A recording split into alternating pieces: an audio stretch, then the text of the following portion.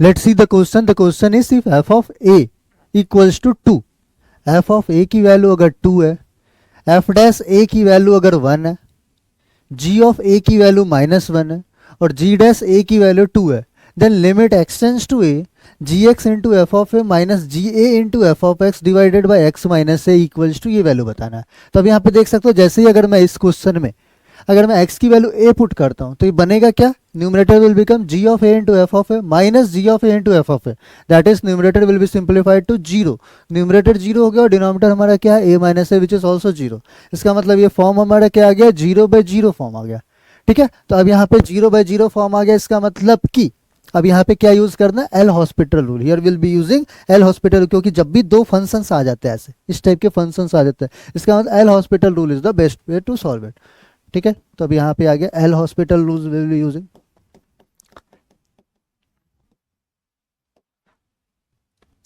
L hospital rule क्या कहता है कि लिमिट, पहली बात की ये एप्लीकेबल होता है ओनली टू द फॉर्म 0/0 और इन्फिनिटी फॉर्म के लिए यूज होता है,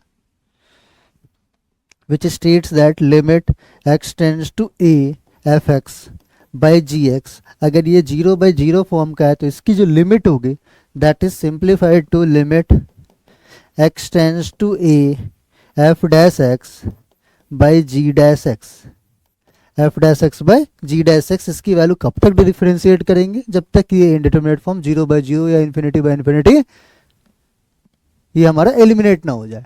ठीक है, तो अब यहाँ पे एंटायर एक्सप्रेशन को मैं लिख सकता हूं, दिस इज इक्वल टू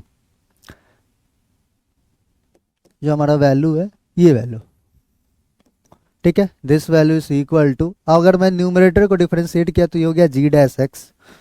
ठीक है, limit X tends to A, limit X tends to A,